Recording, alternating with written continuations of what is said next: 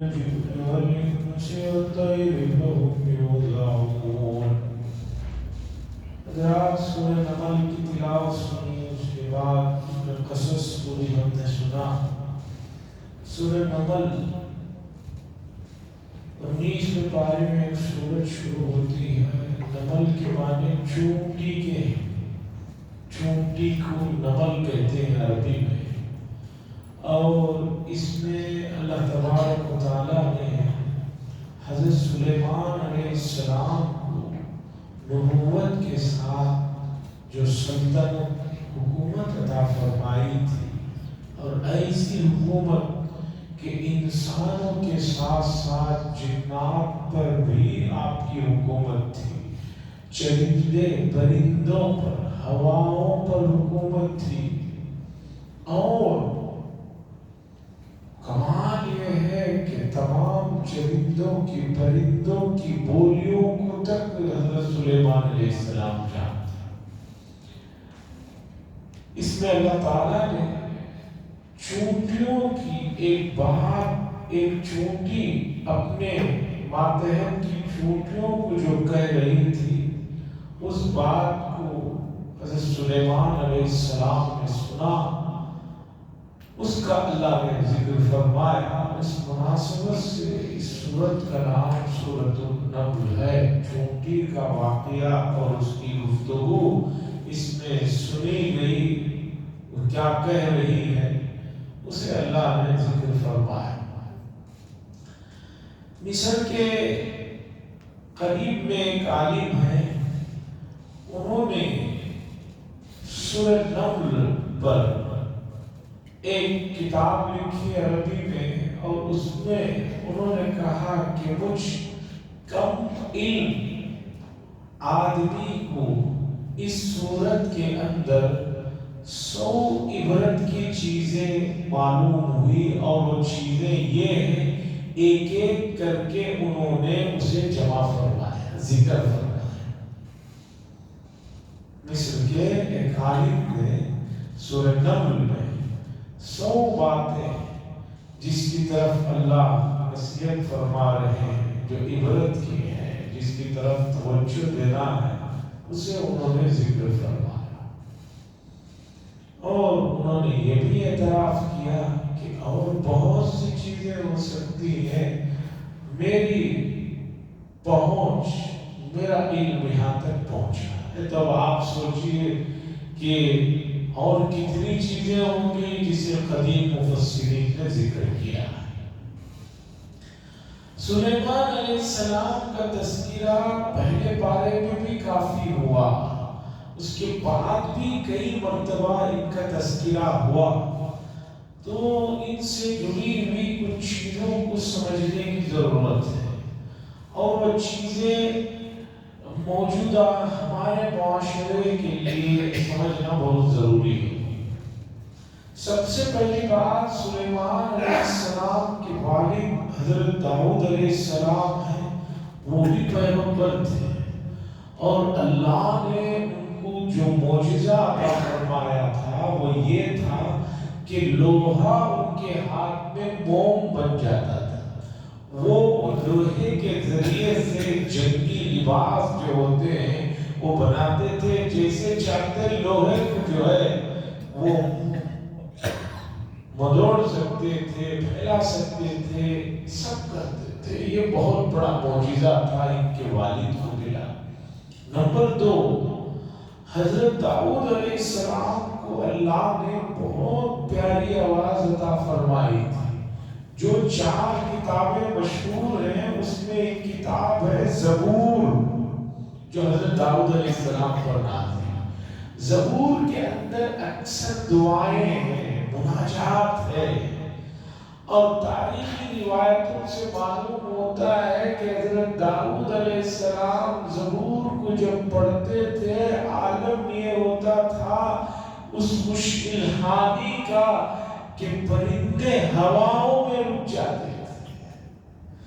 اور ہم سب کے لیے بڑی خوشی کی بات ہے، اللہ کی ذات سے امید ہے کہ انشاءاللہ اللہ اپنے محض فضل و کرم سے جب جنت میں داخل فرمائیں گے تو جنت میں جو پہلی ملاقات اللہ تبارک و تعالیٰ کی جنتیوں سے ہوگی، جنت میں 120 صف لوگ ہوں گے، پورے آدم علیہ السلام سے لے کر قیامت تک کے آنے والے لوگوں میں جو جنت میں جائیں گے ان کی 120 صفیں ہوں گی، جس میں 80 امت محمدیہ کی صفیں ہوں گی، باقی 40 اور امتیوں کی۔ ایک صف کتنی لمبی ہوگی اللہ بہتر جانے، اس لیے کہ ہماری مسجد کی صف 30 ہے، ہمیں وہی بہت بڑی لگتی ہے، لیکن آپ جے نگر عیدگاہ کی مسجد کو جائیں گے 230 آدمی کھڑے ہو سکتے بلا تکلف۔ تو حدیث میں آتا ہے کہ پہلی ملاقات جو اللہ تعالیٰ کی ہوگی جنتیوں سے، وہاں حضرت داؤد علیہ السلام کی تلاوت بھی سنائی جائے گی۔ کیا سما ہوگا، کیا انداز ہوگا، آپ سوچئے۔ حضرت داؤد علیہ السلام کی بھی جو ہے وہاں پر افتتاح میں جیسے تلاوت ہوتی ہے وہاں یہ کام ہوگا۔ داؤد علیہ السلام کے فرزند ہیں حضرت سلیمان علیہ السلام۔ سلیمان علیہ السلام کو اللہ نے ایسی حکومت دی، انسان جنات سب ان کے ماتحت تھے۔ سب سے پہلی بات یہ سمجھیے، کل قیامت کے دن کوئی آدمی یہ نہیں کہہ سکتا کہ دنیا میں میرا بہت بڑا کاروبار تھا، میں بہت بڑا بزنس مین تھا، میں بہت بڑا ذمہ دار تھا، اس لیے اللہ نماز پڑھنے کا، روزہ رکھنے کا، ذکر کرنے کا، تلاوت کرنے کا موقع نہیں ملا۔ سلیمان علیہ السلام کو لا کر چھوڑ دکھائیں گے، اچھا ان سے بھی بڑی سلطنت تھی تمہاری، ان سے بھی بڑے ذمہ دار تھے تم، ان سے بھی بڑے کام تھے تمہارے پاس، جو چھوٹے سے کاموں کا تم عذر پیش کر رہے ہو۔ ان کا عالم یہ تھا کہ جنات اور ہواؤں پر ان کے احکامات چلتے تھے اور حکومت تھی۔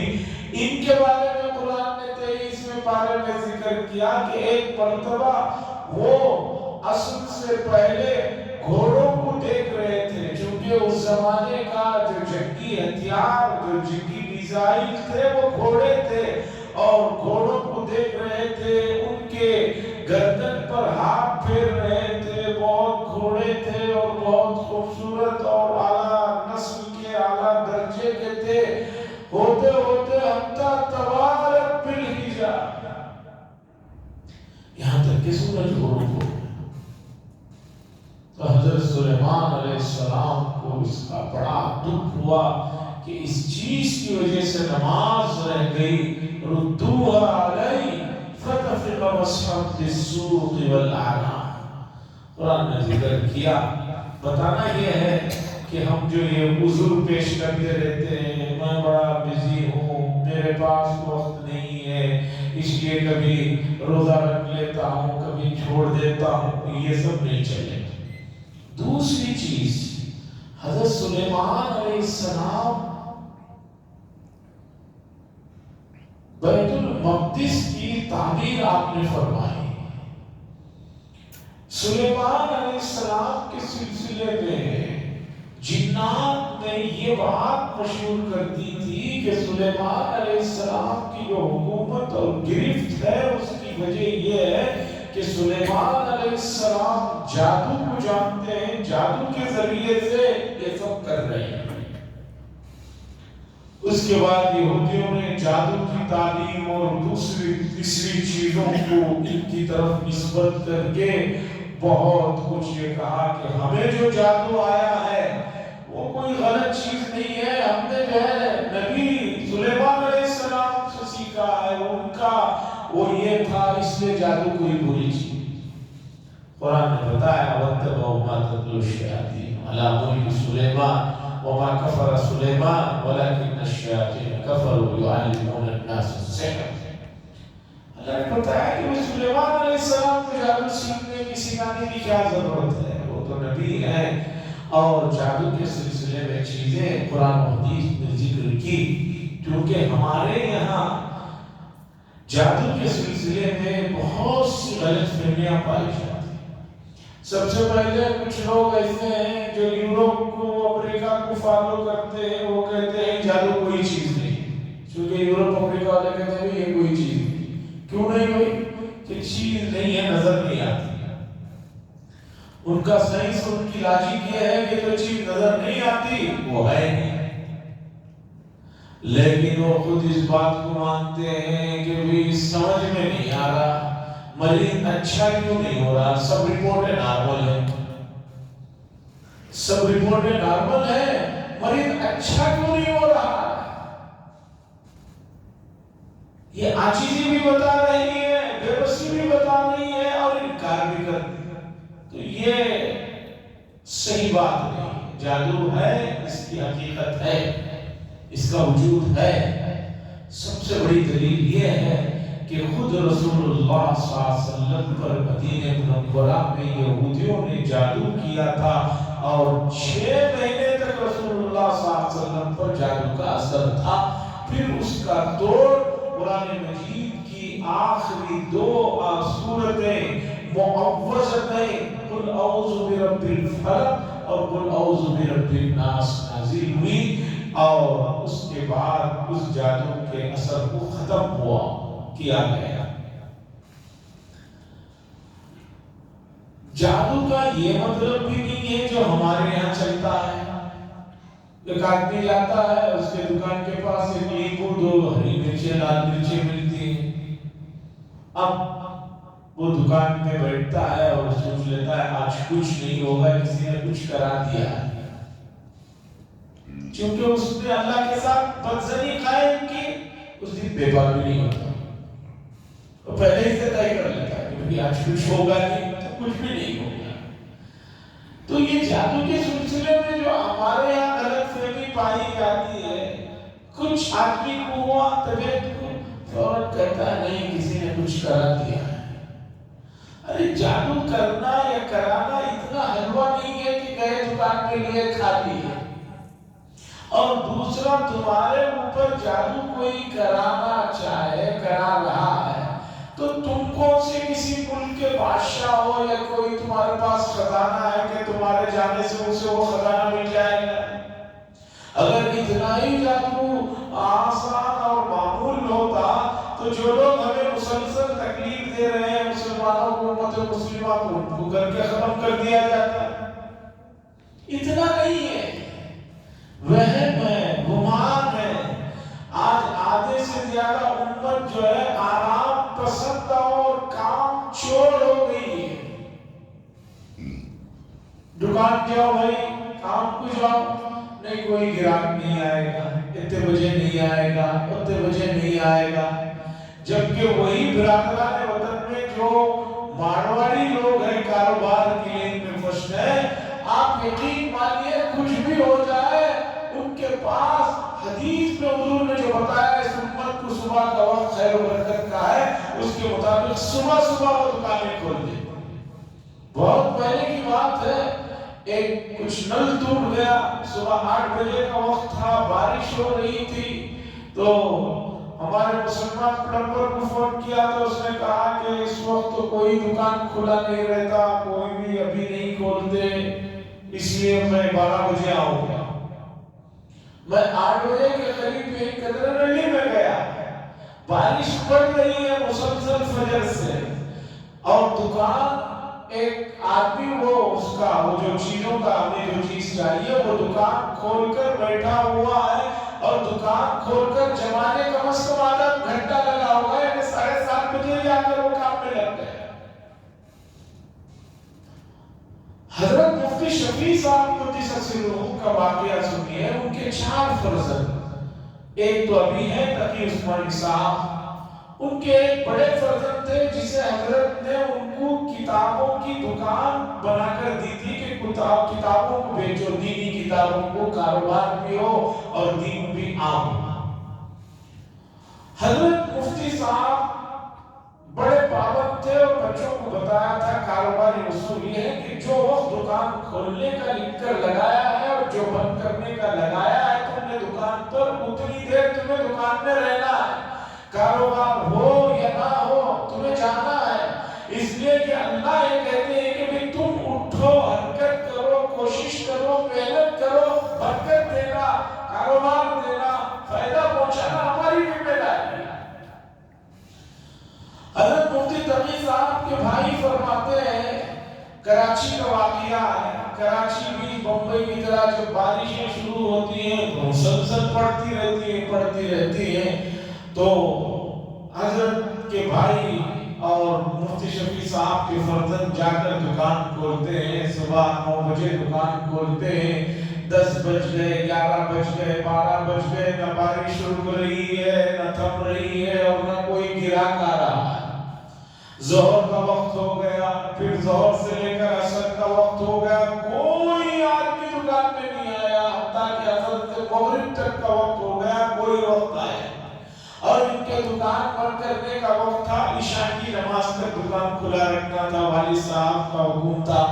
اب انہوں نے مغرب کی نماز پڑھنے کے بعد سوچا کہ بھئی صبح سے تو کوئی گراہک آیا نہیں ہے، اب دکان بند کر لے کے چلے جاتا ہوں، عشاء تک 1.5 گھنٹے میں کون آئے گا کیا ہوگا، چلے جاتا ہوں۔ پھر انہوں نے سوچا کہ جاؤں گا، والد صاحب پوچھیں گے، والد کا ادب و احترام، ان کی تربیت بڑی تھی، تو انہوں نے کہا چلو اب اتنی دیر تو رکا ہی ہوں، ورنہ والد صاحب ڈانٹیں گے۔ یہ کہتے ہیں کہ مغرب پڑھ کر میں بیٹھا رہا، آدھا گھنٹہ گزر گیا، کوئی گاہک نہیں، اب دکان بند کرنے کا وقت آدھا گھنٹہ ہے۔ والد صاحب نے کہا تھا کہ اللہ کا اصول ہے محنت کرنا، کوشش کرنا تمہارا کام ہے، برکتیں نازل کرنا اللہ کی ذمہ داری ہے۔ وہ فرماتے ہیں کہ آدھا گھنٹہ ہے دکان بند کرنے میں، اٹھ کر بند کرنے کا سوچ ہی رہا تھا، اس بارش میں ایک گاہک آتا ہے اور آ کر اتنی کتابیں اس نے خریدی کہ اتنی کتابیں نارمل دنوں میں کبھی نہیں فروخت ہوئی۔ عزیزان گرامی، امت قرآن و حدیث کی ہدایات کو نہیں نظر کر رہی ہے۔ قرآن و حدیث نے ہر چیز کو واضح طور پر بتا دیا ہے، دنیا کے جینے کے طریقوں کو بھی بتا دیا اور آخرت کی کامیابیوں کو بھی بتا دیا۔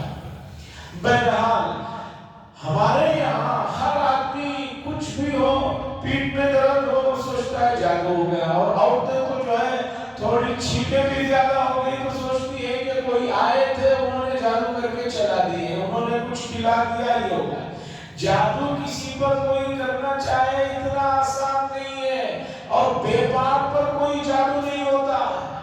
لوگ کہتے ہیں کاروبار نہیں ہو رہا، بازو والے نے کرا دیا ہے، توڑ کرا دیا ہے، 3 دن پہلے دیکھا میری دکان کے پاس لیمو ملے، مرچیں ملے، پان ملا۔ ارے بھئی بے پار پہ کوئی جادو نہیں ہوتا، جادو انسان پر ہوتا ہے، اور انسان پر جب جادو ہوتا ہے تو اس کی صحت متاثر ہوتی ہے۔ اور جادو کے لیے ایسا کوئی اصول نہیں ہے کہ ایک آدمی یہاں بیٹھ کر کسی دور بیٹھے ہوئے آدمی پر جادو کر دے۔ آپ پر جادو کرنا ہے تو آپ کی کچھ چیزیں اسے چاہیے، اور اسی طرح آپ کو کچھ کھلانا ہے، پلانا ہے۔ اور جو لوگ جادو کرنے والے ہوتے ہیں، خبیث لوگ ہوتے ہیں، وہ لاکھوں کے روپے لیتے ہیں، اور آپ کی حالت ایسی ہے کہ آپ کو اوپر سے نیچے تک کھنگالا جائے تو 500 روپے تو نکلتے نہیں، کوئی آپ کے اوپر لاکھ 2 لاکھ روپے خرچ شروع کرے، یہ تو ذرا سوچو۔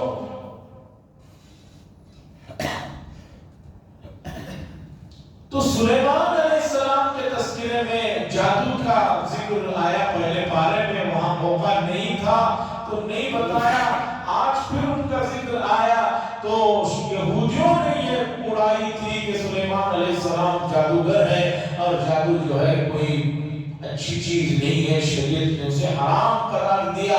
رسول اللہ صلی اللہ علیہ وسلم پر جادو ہوا، جبریل علیہ السلام آئے، آ کر آپ نے بتایا کہ فلاں جگہ باغ میں ایک جگہ درختوں کے، کانٹوں کے درختوں کے درمیان میں ایک جو ہے چیز ہے، اس میں جو ہے کچھ چیزیں جو ہے چھپوئی گئی ہے، 11 सूरतें कुछ वही गई थी। ये 11 आयतें हैं, इनको एक एक आयत को पढ़कर निकाला गया। और रसूलुल्लाह सल्लल्लाहु अलैहि वसल्लम के घर से, आपके घर में एक यहूदी का बच्चा खिदमत को कभी आ जाया करता था। उसने रसूलुल्लाह सल्लल्लाहु अलैहि वसल्लम के कंगा मुबारक को और आपके सर के और कुछ दाढ़ी के बालों को ले जाकर दिया गया। उसके जरिए से वो जादू हुआ। उसके बाद ये आयत नाजिल हुई। सैयदा आयशा रज़ियल्लाहु ताला अन्हा फरमाती है कि रसूलुल्लाह सल्लल्लाहु अलैहि वसल्लम ने उसके बाद जिंदगी की आखिर तक हमेशा रात में इन आयतों को पढ़कर अपने हाथों पर फूंकते थे और जिस्म के हिस्से पर जहां तक हाथ जाते थे ये करते थे। यहाँ तक कि रसूलुल्लाह सल्लल्लाहु अलैहि वसल्लम मरजुल वफात में जब बीमार हो गए, कमजोर हो गए, तो आपने सैयदा आयशा रज़ियल्लाहु ताला अन्हा के हाथों पर पढ़कर फूंका तो सैयदा आयशा रज़ियल्लाहु ताला अन्हा ने पूरे जिस्म पर फेरा। ये हदीस और ये चीजें ताकीद से बताती हैं कि हमें भी अपने ऊपर, अपने घरों में बच्चों पर, अपने मुताल्लिकीन पर इन सूरतों को हमेशा एहतमाम से पढ़ना और पूरा दम करना और पूरे जिस्म पर फिराना जरूरी है। इसलिए कि मौजूदा जमाने में कब क्या हो जाए कुछ समझ में नहीं आता है और आदमी अल्लाह से हमेशा दुआ करता रहे कि बेबसी और मजबूरी की जो है हालत से हिफाजत फरमाए कि किसी के हाथ का खिलौना बन जाए और किसी के सहारा बन जाए।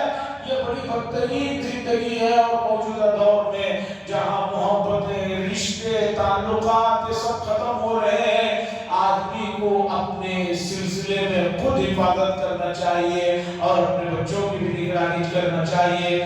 मैंने सूरत में के बाद एक सूरत की एक आयत है, उसे पढ़कर उसकी तरफ तवज्जो दिलाना था मजमून को, लेकिन इसी पर वक्त हो रहा है। ये तीसरी जुमा है माह मुबारक की जो शुरू हो गई है।